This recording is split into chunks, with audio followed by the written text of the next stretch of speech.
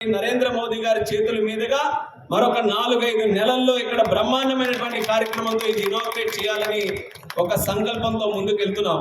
Test flight ఈ రోజు చూశారు, మీ కళ్ళ ముందే మీరు ల్యాండ్ అయ్యారు.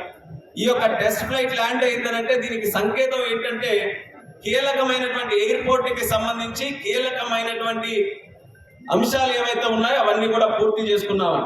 టెస్ట్ ఫ్లైట్ ల్యాండ్ అవ్వాలంటే చాలా సవాలక్ష అవన్నీ చెక్ లిస్టులు అన్ని కూడా టిక్కులు పెట్టుకోవాలి. అవన్నీ జరిగితే కానీ ఫ్లైట్ ల్యాండ్ అవ్వడానికి ఇక్కడ లేదు.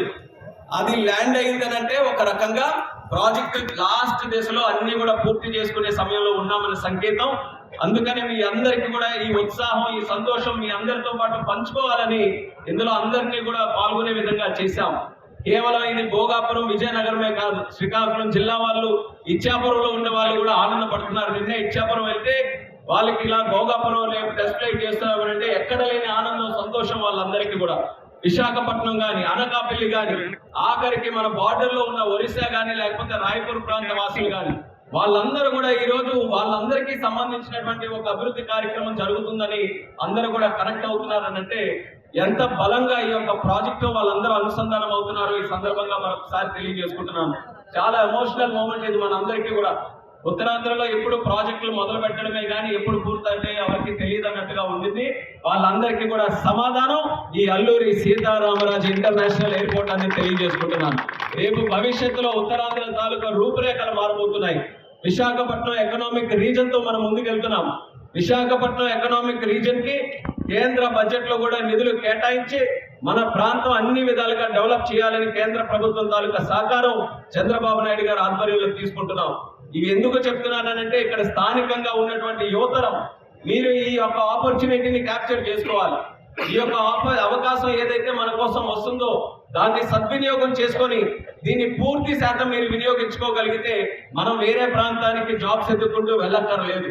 మనమే సరైన స్కిల్లింగ్ కానీ, సరైన ట్రైనింగ్ కానీ, సరైన వ్యాపార అవకాశాలు కానీ, సరైన కంపెనీలు పెట్టే స్థాయి కానీ మనమే ఎంచుకొని అవకాశాలన్నీ కూడా చూసుకుంటే ఈ ఎయిర్పోర్ట్ ద్వారా ఏదైతే ఆపర్చునిటీస్ మనం వస్తున్నాయో అది స్థానికంగా మనం అందరం కూడా వినియోగించుకోవచ్చు.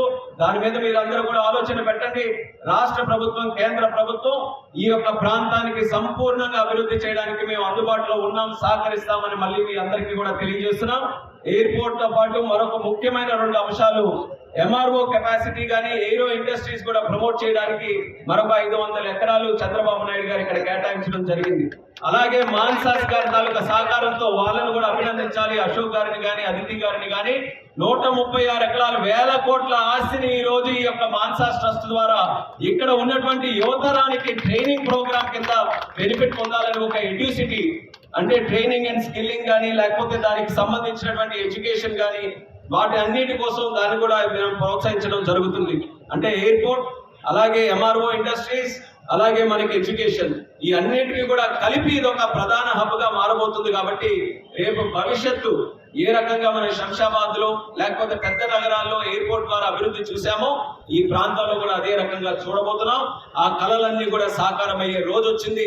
మరొకసారి ఇక్కడ విచ్చేసినటువంటి వారందరికీ కూడా నా ధన్యవాదాలు, అభినందనలు తెలియజేసుకుంటూ, ఇందులో పార్టిసిపేట్ చేసిన వాళ్ళు మీరందరూ చూస్తుంటారు, హెల్మెట్ వేసుకొని ఎయిర్పోర్ట్ బిల్డింగ్ లో కూడా చాలా మంది నిల్చున్నారు.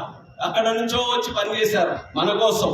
ఈ ప్రాజెక్ట్ ని సరైన సమయానికి పూర్తి చేయాలని రాత్రనక, పగలనక, ఎండనక, వాననక మనం ప్రెషర్ పెట్టి మీరు ఈ టైంలో ఇది ఫినిష్ చేయాలంటే రాత్రులు కూడా లైట్లు పెట్టుకొని మరి కన్స్ట్రక్షన్ ఇక్కడ అంతా కూడా చేశారు.